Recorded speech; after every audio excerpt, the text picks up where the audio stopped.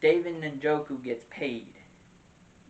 David Njoku and the Browns agreed to a 4-year contract worth about $56.75 million, $28 million guaranteed, at signing an average of about $14.875 million a year, making him the 5th highest paid tight end.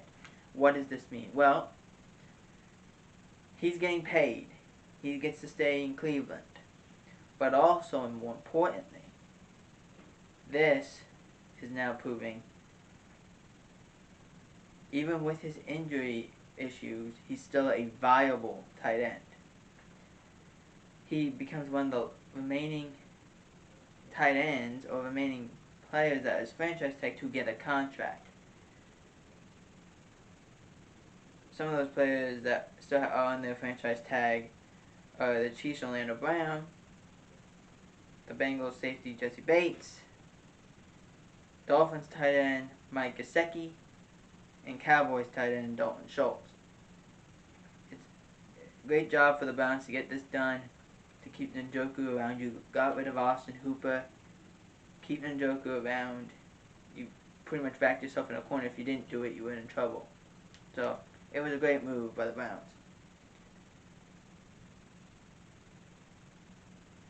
But here's a not a great move by the Browns. The Browns are unwilling to release Baker Mayfield, despite a bad trade market. This is bad. No one wants to trade for Baker Mayfield, and here's why.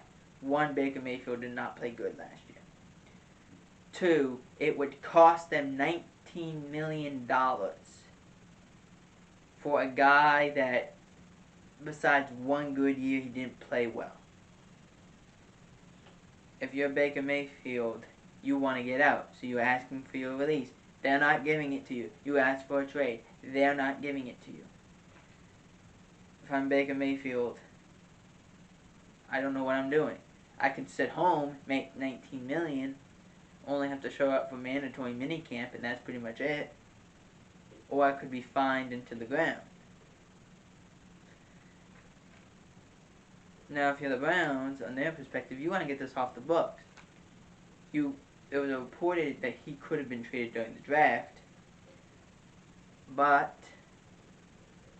if I remember correctly, the Panthers were going to trade for him if the Browns would take a $14 to $15 million part of the contract, and they chose not to. To me, it just doesn't make any sense.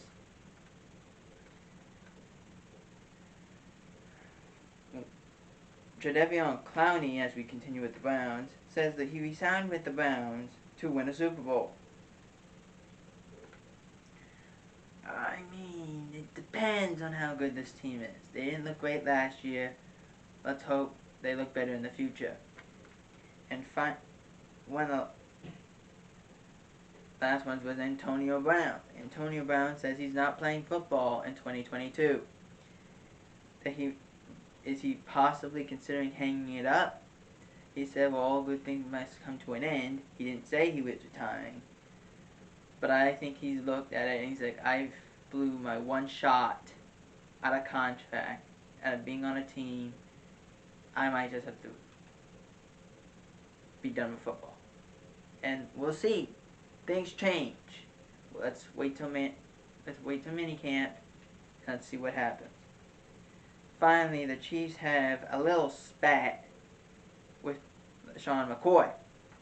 McCoy came out and said that the reason why he left Kansas City was because of Chiefs offensive coordinator Eric Bieniemy, saying Bieniemy was not putting me out there for run plays, in fact only putting me out there for pass plays. And then at one point just decided to take me out of the plan altogether, in which Eric Bieniemy didn't fight back, but Andy Reid fought back and said, well, sometimes you gotta tell a veteran player what he doesn't want to hear. To which I come to you with this. 2 things for Andy Reid. You don't have to fight for Eric Bieniemy. He's his own man. That's one. Number two, you've been in the business of football for almost 40 years. You know this happens. Publicly, probably not, but you know this happens.